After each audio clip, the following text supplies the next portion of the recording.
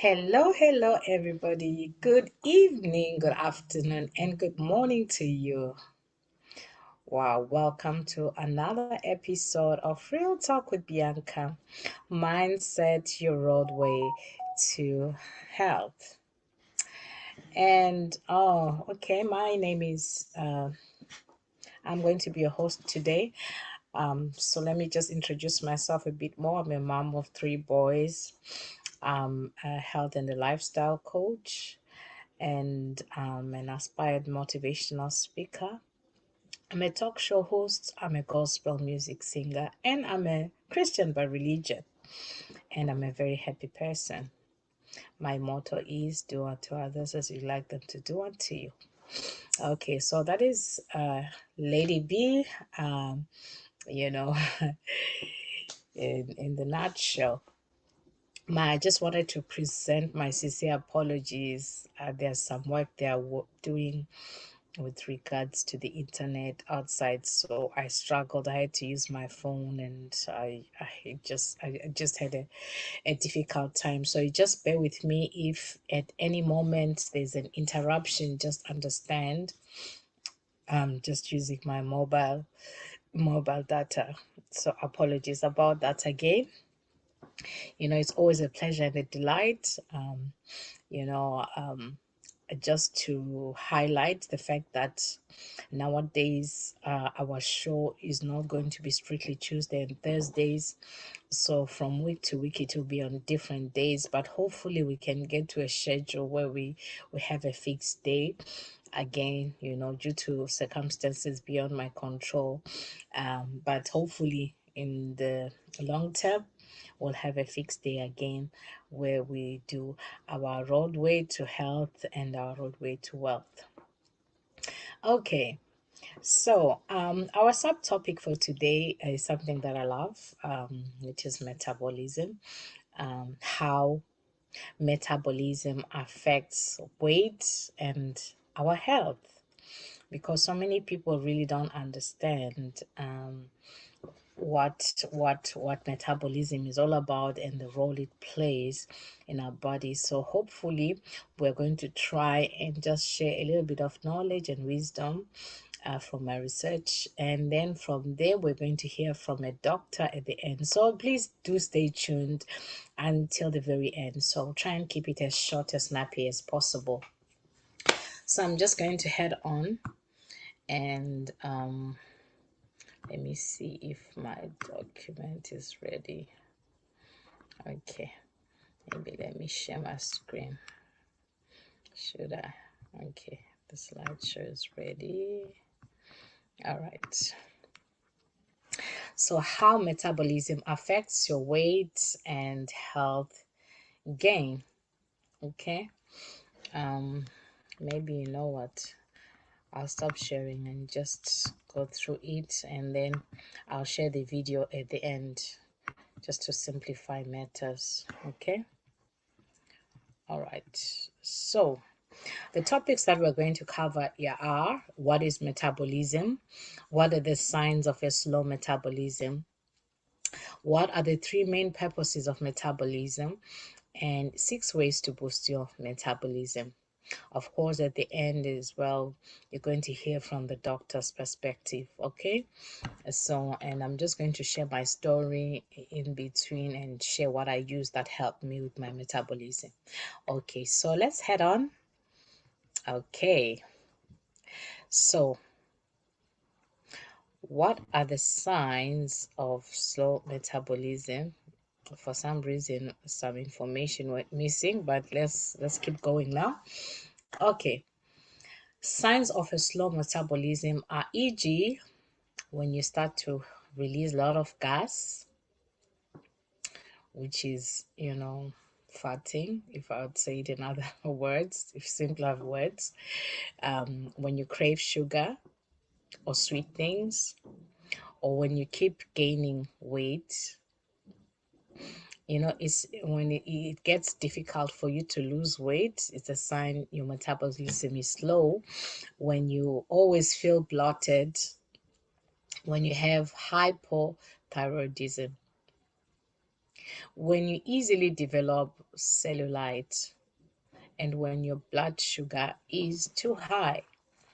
So we're going to get into more details later. I'll move to the next point, which is what are the three main purposes of metabolism? Well, I guess that also defines its metabolism in a way. So the conservation of energy, it's for the conservation of energy in food. The conversion, sorry, metabolism is for the conversion of energy in food to energy,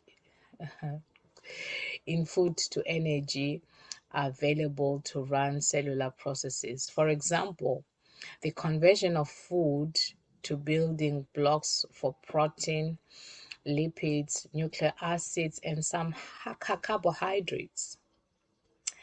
And another one is to eliminate the elimination of metabolism waste.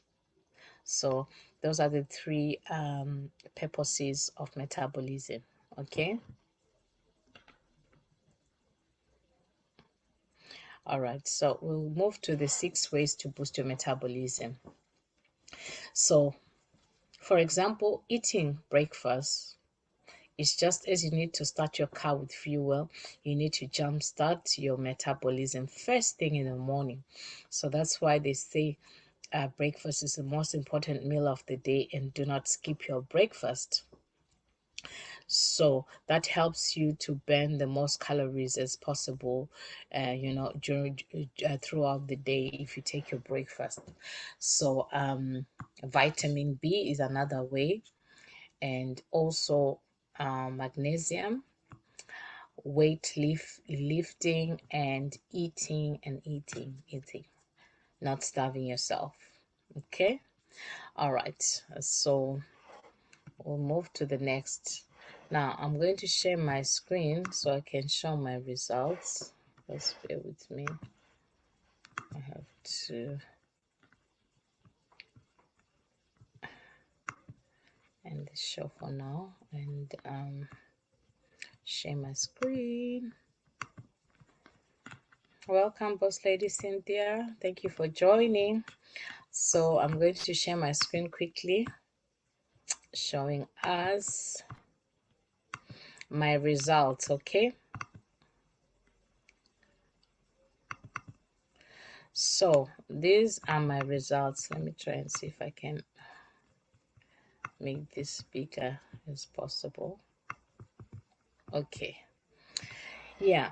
So this is me before, and this is me now. This picture, I took it on Saturday. I was in a wedding. So you can see the massive transformation between me then 2012 and now. You know, what was my problem? I used to sometimes starve myself. I wasn't eating a lot, but I kept on putting on weight and gaining weight. I didn't understand. I tried different things, different remedies, like nothing really was working effectively for me until I came across this product that I'm going to show you here below. And also I'll show you lifestyle changes that I implemented. So I started on these capsules, these complete shakes, which are plant-based shakes, which contain 17 fruits and vegetables, and they're a complete meal because they have all the balanced diet that is required, all the nutrients, all the that you need, in one meal. Okay, so they have fiber, they have everything that you need. So that's why they're called complete. And my premium capsules that you can see, which is the red, the green, and the purple, and the omega blend.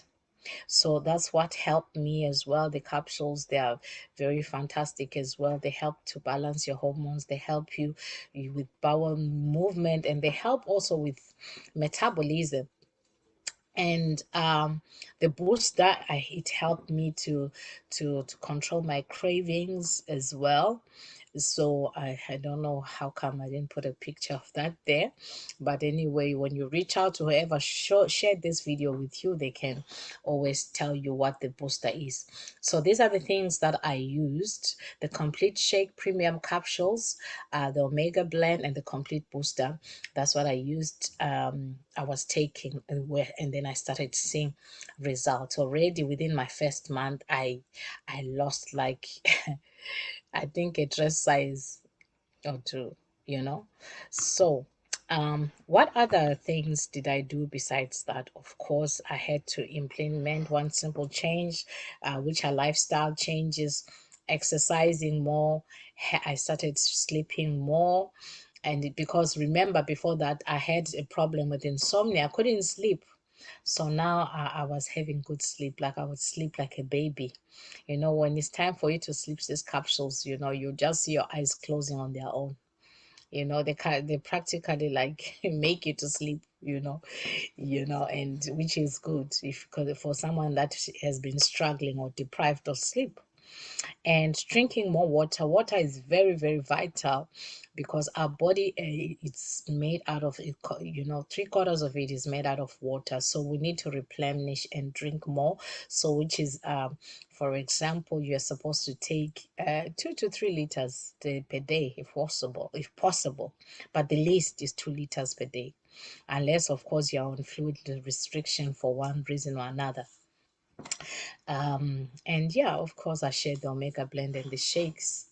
So for now, I'm going to head on and find my other video. I hope it's still open.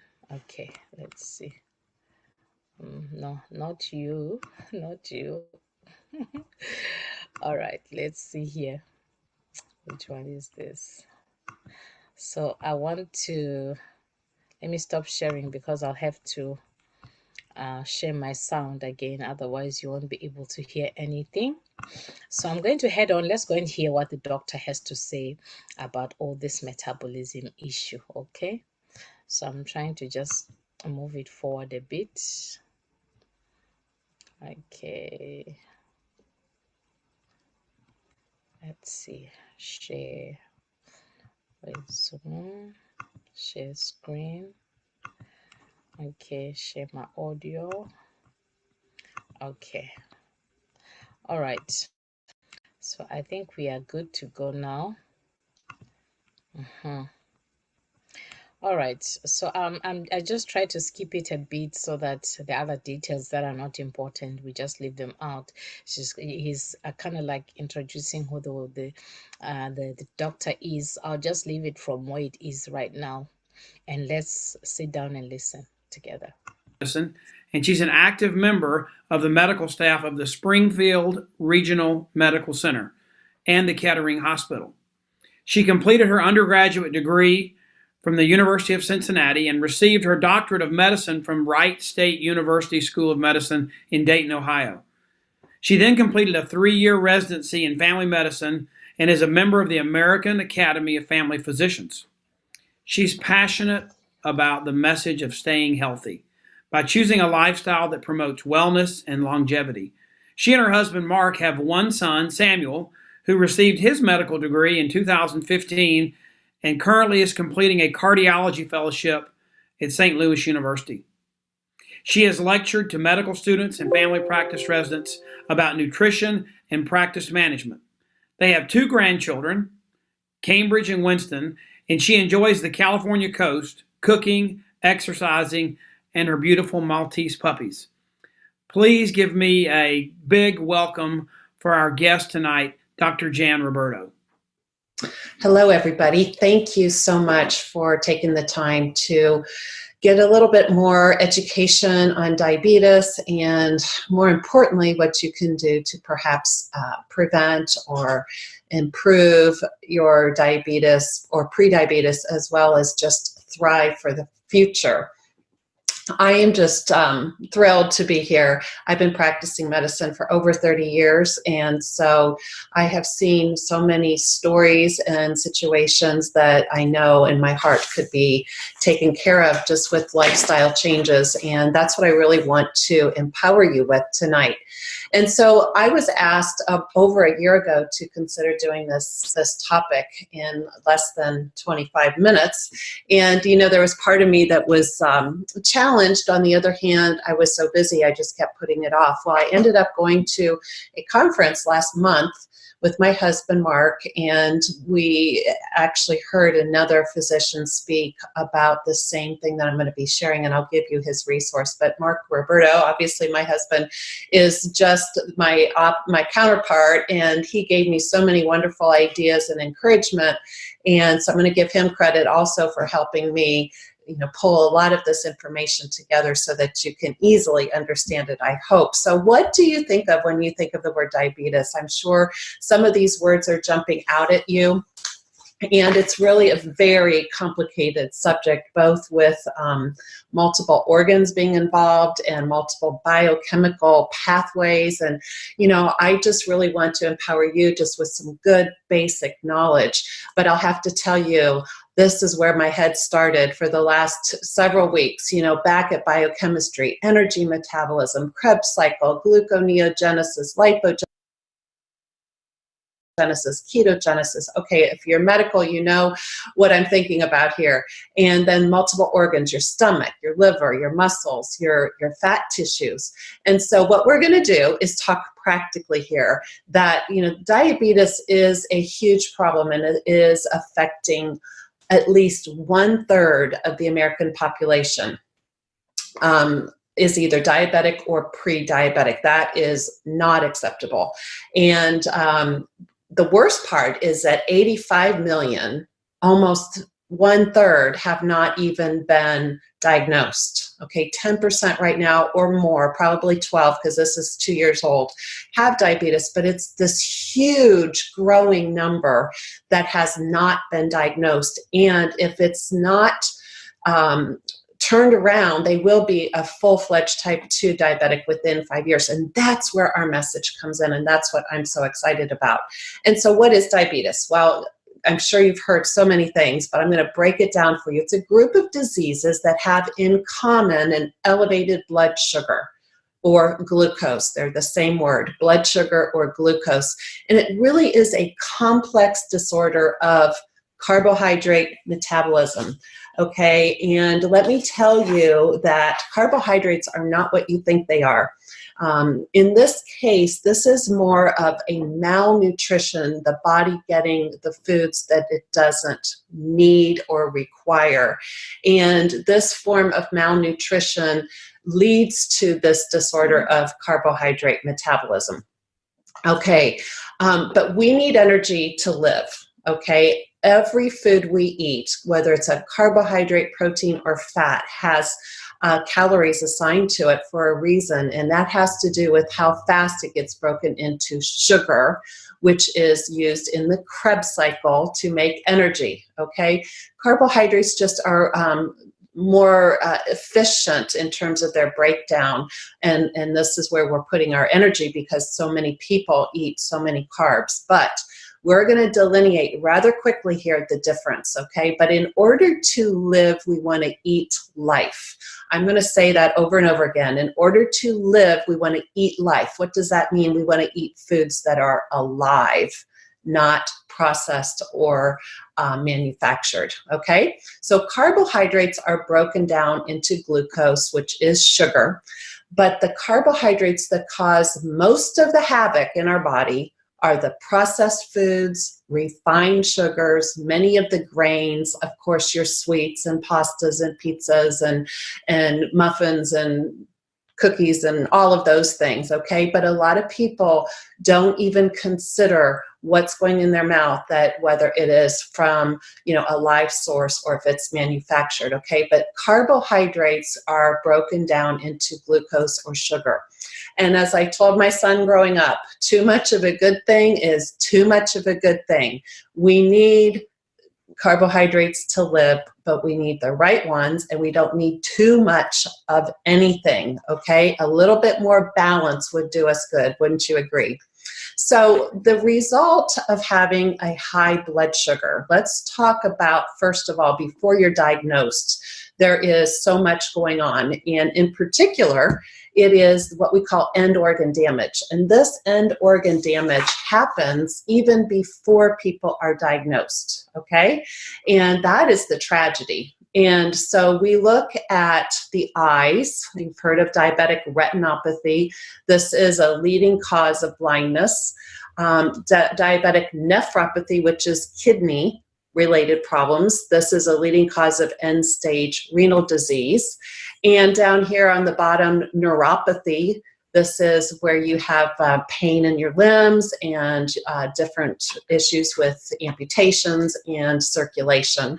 And then the two biggies over here are the macro vascular complications, which are stroke as well as cardiovascular disease. So 2 and 4 increase in mortality from 2 to 4-fold for a stroke. 8 and 10 people with diabetes will also have some sort of cardiovascular event. Okay, this is even before diagnosis. The effects here, what we call end organ damage, are already starting up. So this is a huge problem. So let's talk about the word insulin. Now, you probably have heard insulin comes from the pancreas, and that's provided your pancreas is working. And I will be talking, I'll just say it now, this is not about type 1 diabetes, which is when you actually have an autoimmune problem with your pancreas doesn't produce enough insulin and you have to have insulin to live.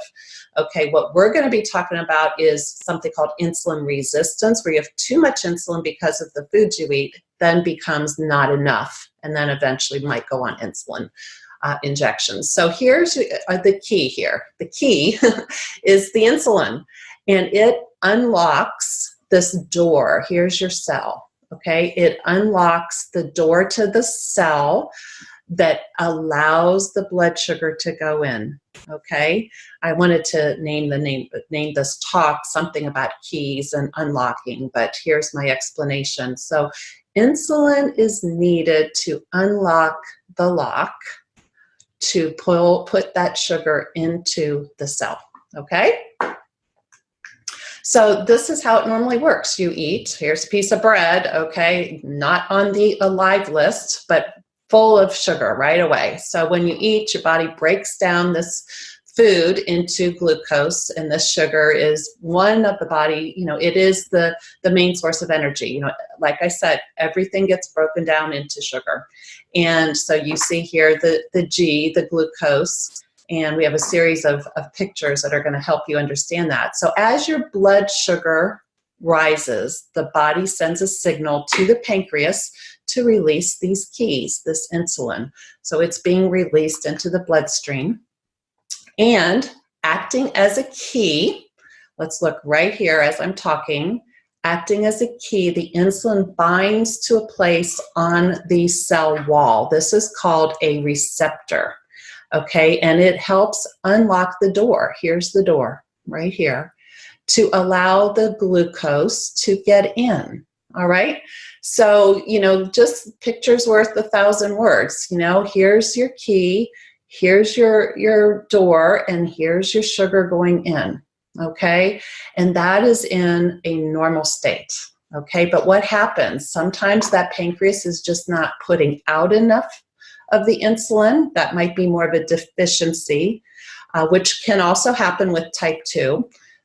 Or down here, your cells just, the insulin is being released, but your cells aren't cooperating, okay? The insulin cannot fully unlock the cells to allow the sugar to enter. And this in red is called insulin resistance.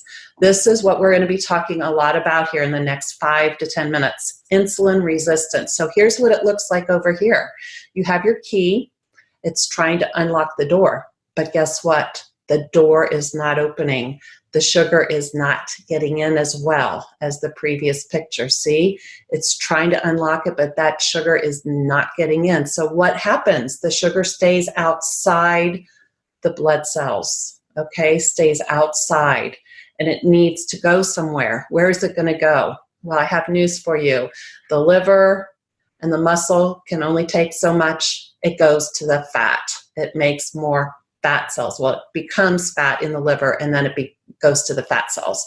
So extra sugar turns into fat. All right, so some key concepts here. Carbohydrates, and remember, we're talking about the ones that are not from plants, that are not from vegetables or fruit. We're talking about bad carbs, the carbs that 90% of Americans enjoy every single day.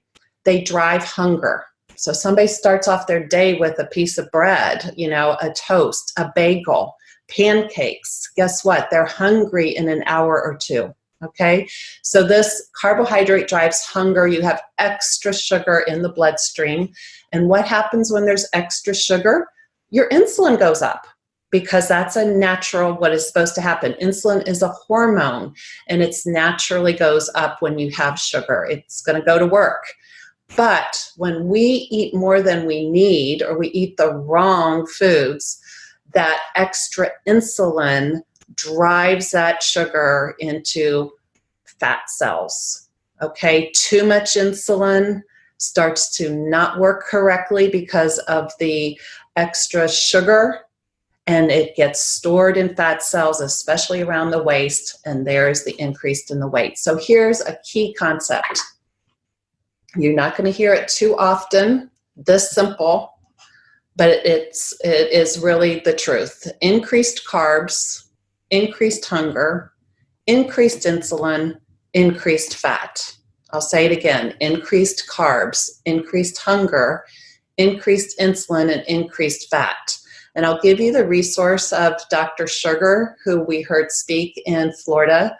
And he's also a family physician, but it's the first book I've really read that has sources that I believe, as a physician, are very credible, and he's very current, okay? So here's another picture of insulin resistance. This is the problem that we're having, is we eat our food, our body, releases insulin, our cells become resistant because there's too much sugar and too much insulin. So what happens? That sugar gets stored as fat, then you feel tired and hungry, and you eat more food, and you make more insulin, and your cells are more resistant, stores the sugar as fat, you feel tired, and so there goes the circle of insulin resistance. I hope that makes sense to you. So you've heard of the hemoglobin A1C. What is that? This is a blood test with a memory, okay? It allows the patient and the doctor to know if your sugar has been high over the previous 3 months. It's a remarkable blood test. And basically, when the hemoglobin picks up the sugar in the bloodstream, here's an example, it becomes what we call glycosylated. And that is just a way, it's a blood test that you can measure a percentage of your sugar. And, it's been scaled, and there's, different numbers that mean certain things, but it tells you how you have averaged for the previous 3 months. That's the hemoglobin A1C, or some people just call it an A1C. All right, so how do you get a diagnosis of prediabetes or diabetes? Well, this is the standards as of 2 years ago, 2017. It might have been the end of 17. So just so these are current. Prediabetes is a fasting blood sugar between 100 and 125, and an A1C between 5.7 and 6.4, okay? So there is actually, you can ask to be tested, especially if you are overweight. And I'm not saying obese, I'm talking about a BMI over 26. Okay, 26 to 30 is overweight, and over 30 is considered obese.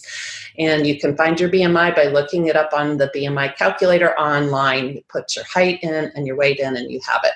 Diabetics are diagnosed with a sugar greater than 126 and an A1C greater than 6.5. Okay, and so you can write those down, and you can, know what your numbers are. Now, here's something very interesting.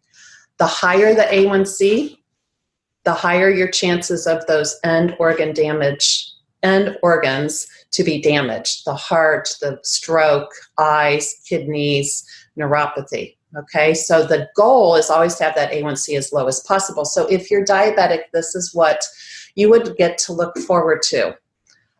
Checking your blood sugar, maybe 2 to 4 times a day. Pills, multiple pills, sometimes 4 pills before you get to insulin. Insulin now, there are 3 or 4 different kinds of insulin to try to help the body process the blood sugar. And then, of course, there's the kind of insulin you have to have because your pancreas doesn't make any. Number 2, the pills. This is complicated. I'm not going to land here for very long, but I just want you to know how difficult it is to sort of explain this. But, here you have your gut and you have sugar that's being absorbed. There's medicine to try to block the sugar from being absorbed from the gut, okay? Then you have the ability here in the muscle to take up sugar. So there's actually medicines to try to improve the uptake of sugar into the muscle. And then the liver will then put sugar out into the bloodstream. And so there's medicines to try to block the liver from, putting more sugar out. And then, of course, there's the fat tissue, the adipose tissue that just freely takes in the sugar and makes more fat. Okay, and then over here at your pancreas, there's medicines that try to help the pancreas secrete more sugar or more insulin prior to it not working at all. So sometimes you will have insulin resistance where there's too much insulin, driving that sugar into the fat and just causing that cycle. But then over time, this pancreas starts to peter out, for lack of better words, just starts to get tired. And then, you just need more and more help trying to get that insulin out of there. Okay, so we don't want to go there, right? So we know that 80% of type 2 diabetes are overweight. And this also, the insulin is a hormone, but so is the fatty tissue, the fat cells, the adipose tissues. They are also a hormone, and they help promote metabolic syndrome. What is metabolic syndrome? That is being overweight, high cholesterol, as well as high blood pressure, and then being part of the high blood sugar scenario leads to further problems. Okay, so we've talked, or you've heard about metabolic syndrome, I'm sure, but to see that it's not just one problem. You have that overweight, obese person that is also physically inactive and is certainly not eating right. But then as a result of this extra weight and this poor nutrition, you have increase in your cholesterol as well as issues with blood pressure. All of this leads to the number 1 cause of death, which is heart attack and stroke, with or without diabetes. So again, here's your statistics, but we're going to center in on this pre-diabetic. Let's get the word out and change this pre-diabetic state, okay? And how are we going to do that? It's with our lifestyle. It's with the foods we eat. It's how we take care of ourselves. It's the choices we make for our families. This is one of my patients, and he actually was obviously overweight with a BMI of 40. He was pre-diabetic. His A1C, I believe, was 6.